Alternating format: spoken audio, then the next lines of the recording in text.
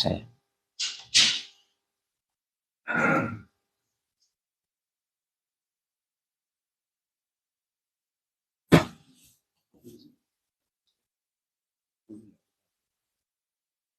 Yang bisa sebenarnya kecil. Oh iya, Nggak bisa. Iya, ini enggak ada yang kecil. Nggak ada. Main. Oh itu.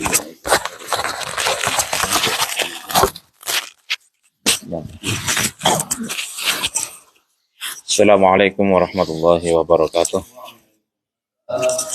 Alhamdulillah, salatu wassalamu ala rasulillah, wala hawla wala quwata illa billah, amma ba'd.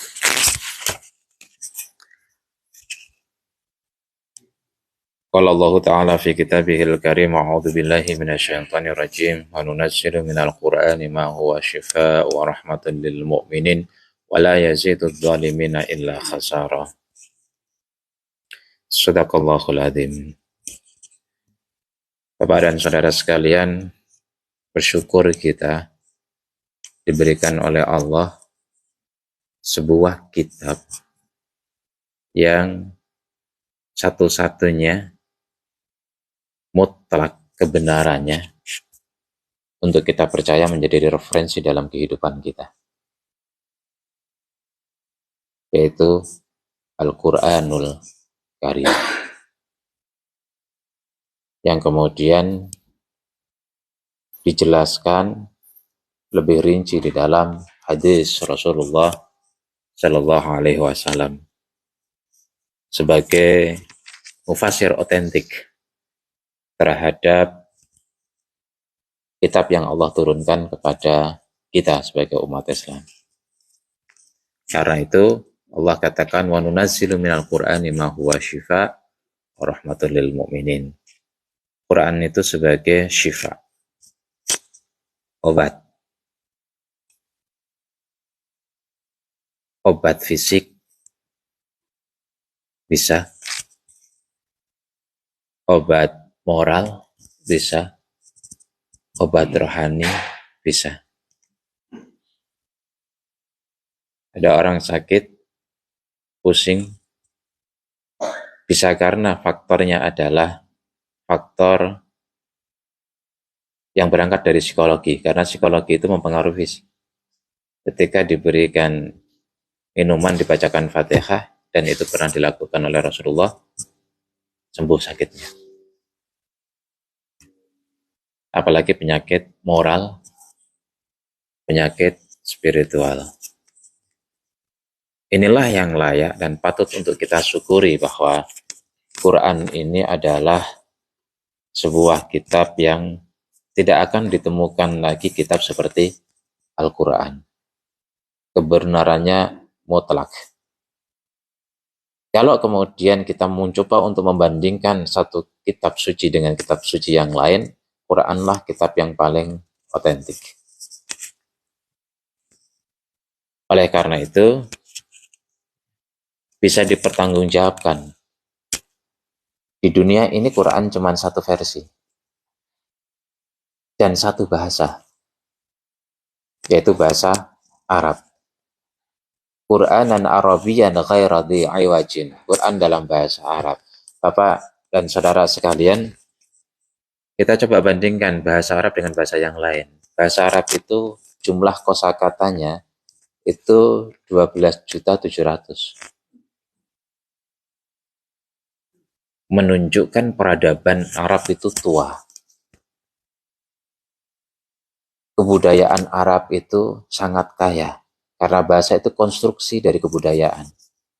Semakin tua kebudayaan, maka semakin banyak bahasanya, kosakatanya.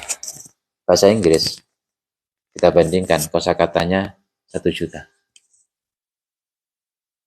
Sementara bahasa Arab 12.700.000, bahasa Inggris 1 juta. Bahasa Indonesia 136.000. Begitu besar kekayaan bahasa di dalam Al-Quran sehingga Allah katakan, wa in kuntum fi raibim mimma nazzalna ala abdina fa'tu bi suratim mim misli wad'u syuhada'akum min dunillahi in kuntum shadiqin. Jikalau kau masih ragu, menganggap Quran itu remeh, rendah, menganggap Quran itu struktur bahasanya itu ketinggalan, maka faktu bisuratim mim misli.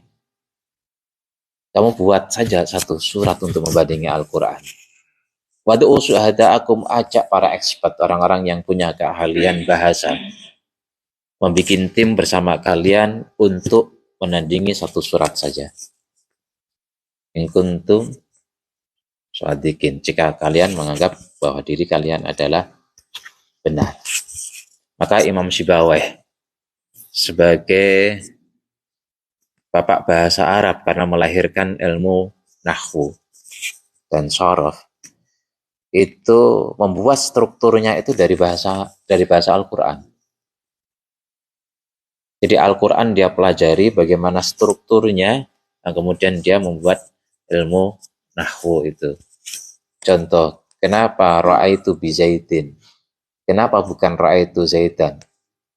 Itu karena ya marartu bi Zaidin. Ya, bukan marartu bi Zaidin. Karena ada jar majrur maka dibaca din, bukan dibaca dan, bukan dibaca dun. Kenapa ada kaifa fa'ala rabbuka? Kenapa ada ja'a Zaidun? Fi'il maf'ul, fi'il fa'il, fa'ilnya dibaca rofa, yaitu Zaidun. Kenapa tidak Zaidun, Zaidan? Itu mengambil dari struktur bahasa yang begitu sistematis di dalam Al-Quran. Sehingga kita mengenal ilmu nahwu dan ilmu sorof. Ada kalimah fi'il, ada kalimah isim. Ya. Ada fi'il madhi, mudhari, kemudian fi'il amar. Ada isim fa'il, isim maf'ul, ada dhorof zaman, dhorof makan. Ada kemudian mubtada, ada fa'il, ada maf'ul, ada maf'ul bi, ada maf'ul li ajlih, ada na'at, ada badal, dan sebagainya. Itu diambil oleh Imam Sibawayh dari struktur Al-Quran yang begitu sistematis. Karena itu, Quran adalah kitab yang teruji secara bahasa, ya, belum lagi teruji juga secara substansi.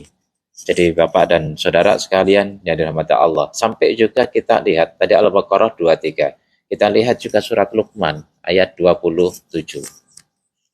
Walau annama fil ardi min syajaratin aqlamu wal bahru yamudduhu min ba'dihi sab'atu abhurim ma nafidat kalimatullah.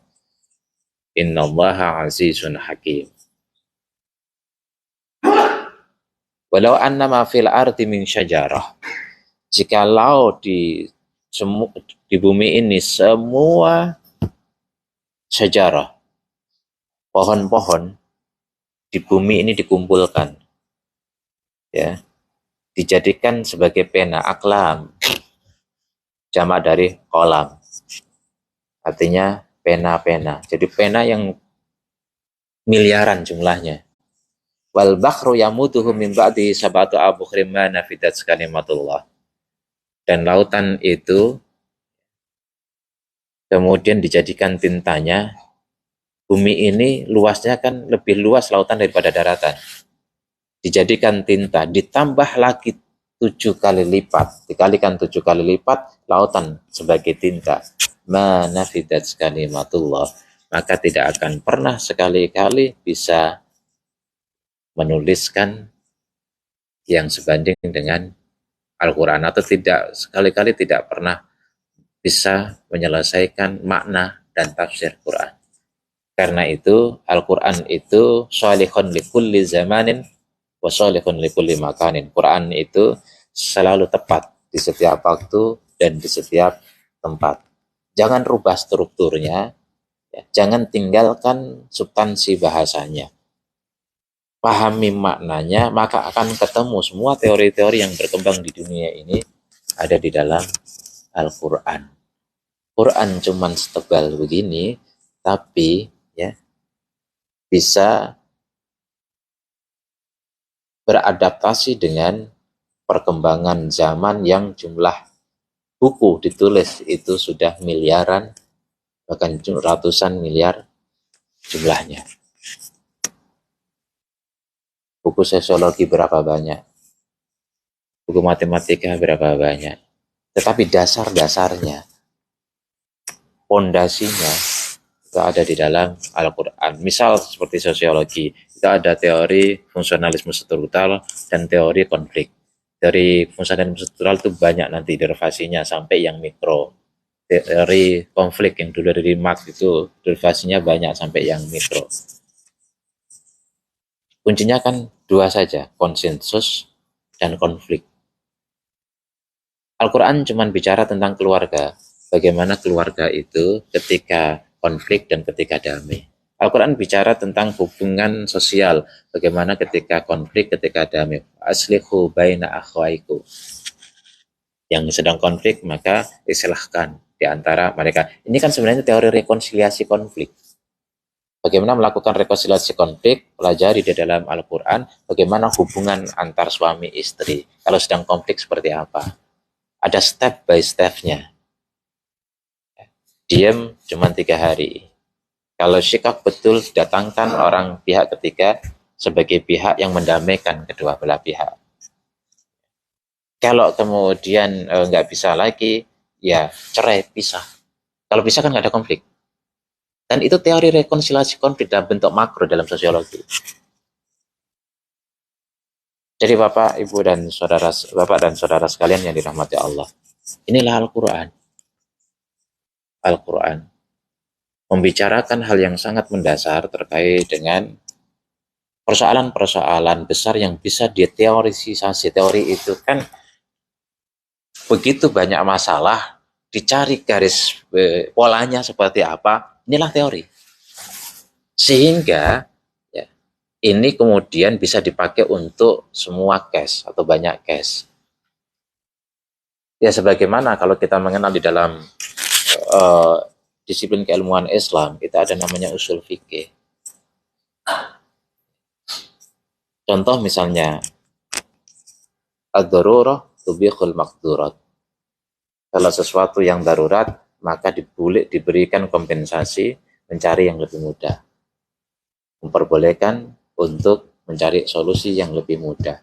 Dan ini bisa dipakai pada semua hal. Contoh misalnya, yang darurat. Sholat nggak bisa, udah waktunya mau habis. Ya, cari air wudhu nggak bisa, tayamum, darurat.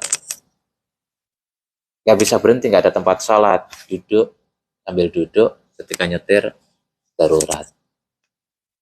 Lapar banget, posisi ada di padang pasir, nggak ada makanan sama sekali, adanya cuma babi, boleh, darurat. Orang sedang sakit, obatnya itu cuma cacing. Cacing hakikatnya tidak boleh dimakan, tapi karena satu-satunya obat, boleh dimakan. Kencing anjing, nggak usah kencing apa? Onta, karena onta nggak ada di sini. Kencing anjing misalnya, ternyata haus banget, nggak ada minuman sama sekali, ini bisa mati. Adanya cuma kencing anjing, boleh. Belum nggak pernah sekali-kali minum kencing anjing. Ini ad-darurah tubihul mahdzurat. Jadi Bapak dan Saudara sekalian yang dirahmati Allah Subhanahu wa taala. Nah, Quran itu juga bicara tentang ini. Maka ketika saya kemarin menjelaskan tentang kisah, kenapa cuplikan-cuplikan? Kenapa hanya sedikit-sedikit? Kenapa tidak sebagaimana di dalam Injil Matius, Markus, Yohanes, Lukas, bahkan Barnabas, yang ceritanya cukup detail, cukup sistematis, cukup panjang, cukup tuntas. Quran tidak ada ya cerita yang tuntas, begitu tuntas. Kenapa? Karena memang Quran ingin bicara tentang hukum sejarah. Kalau kita bicara tentang kisah Fir'aun, sampai kapanpun akan ada Fir'aun. Ya ciri-cirinya kayak begitu. Sombong, angkuh, dablek, kan? Pekok, gitu. Masuk semua itu. Kalau kita cerita tentang Nabi sebelum Sulaiman, Nabi Dawud, cuman besi ya. Dengan besi itu mengalahkan mayoritas yang bernama ya, Jalut. Apa maknanya gitu loh. Sampai kapanpun negara adidaya dunia itu adalah negara yang teknologi alutsistanya itu paling kuat. Lalu kemudian Cina sekarang mengatakan nanti 2027 kami akan libas itu Amerika, kalah Amerika dengan kami. Percaya dirinya. Sekarang Amerika, kenapa? Itu hanya soal teknologi alutsista. Dan itu sudah diungkapkan oleh Nabi Daud, bahwa Nabi Daud mampu mengalahkan tentara yang begitu banyak jumlahnya karena Nabi Daud membuat peralatan perang, diantaranya adalah baju besi yang pada saat itu merupakan teknologi tercanggih. Tapi secara teoritis bisa kita tarik bahwa sesungguhnya adidaya dunia yang bisa mengalahkan di dalam pertempuran itu adalah mereka yang menemukan teknologi tercanggih dalam perang. Hanya saja kita seringkali menganggap Quran itu ketinggalan, bahasanya cerita itu cerita masa lalu, tidak ada hubungannya dengan sekarang. Kalau cerita itu dibuat dan tidak ada hubungannya dengan sekarang, apa gunanya Quran dibuat? Apa gunanya Quran kemudian disampaikan kepada Nabi? Kenapa tidak ada Quran-Quran yang lain? Kenapa tidak turun Rasul-Rasul yang lain?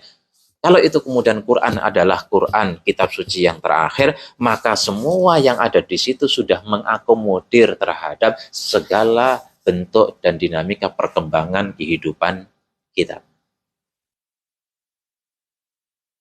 Maka Muhammad Abduh bilang, saat ini aku lihat Al-Quran, satu ayat, tahun depan aku baca ayat yang sama, punya makna yang lebih kaya. Itulah Allah memilihkan bahasa di dalam Al-Quran dengan sangat teliti, agar bahasa-bahasa ini kemudian secara substansial juga mengakomodir terhadap proses dan dinamika kehidupan umat manusia sampai kiamat. Jadi kalau Quran itu dijadikan sebagai kitab satu-satunya yang terakhir, ya, referensi bagi umat manusia, rahmatan lil alamin, bukan hanya rahmatan lil muslimin, maka Quran akan mengakomodir dan bisa menjadi referensi sepanjang hidup. Kenapa kita tidak cari di Al-Quran? Kenapa kita tidak pelajari? Oleh karena itu kalau kita membaca Al-Quran, ya, iqra, ya, bil lisan wabil akal wabil qalb. Bacalah Quran itu dengan lisan, tapi tidak cukup dengan akal dan dengan hati. Kalau kita membaca Al-Quran dengan semuanya, insya Allah. Sebagai penutup, satu saja saya ungkapkan. Seperti kata Bismillahirrahmanirrahim, ini rahasianya Al-Quran. Bismillahirrahmanirrahim itu jumlah katanya ada 19. Dan Fawatihus Suwar, katakan kaf, ha, ya, ain, sad dalam surat itu huruf ka-nya semua huruf ka-nya bisa dibagi 19. Ya-nya bisa dibagi Yasin, huruf ya dan sin dalam surat Yasin bisa dibagi 19. Bahkan karena jumlah kata ismi di dalam Al-Quran itu bisa dibagi 19. Bismillah, kata-kata Bismillah itu ada 114, bisa dibagi 19. Ada 6. Kemudian kata ismi ya, di dalam Al-Quran itu juga bisa dibagi 19. Kata Allah misalnya Bismillah itu ada 2698, bisa dibagi 19. Itulah Quran. Ar-Rahman ada 57, dibagi 19 ada 3. Ar-Rahim begitu juga. Itulah rahasia Al-Quran. Tanpa mengurangi keindahan struktur bahasa, tanpa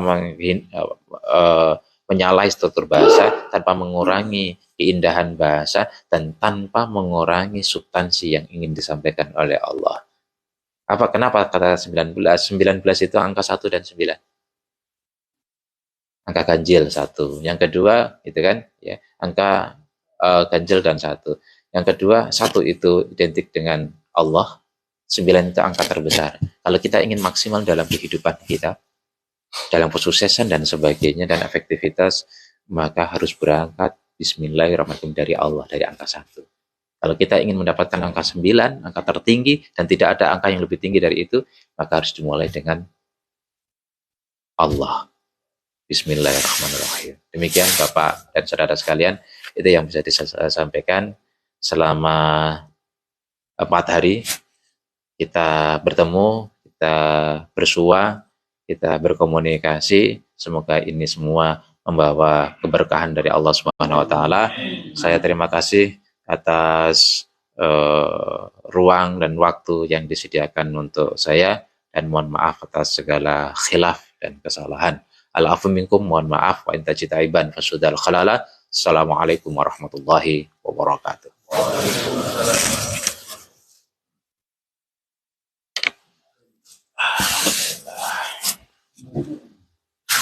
Oh, Udah. Sama jangan. Lagi ya. Awas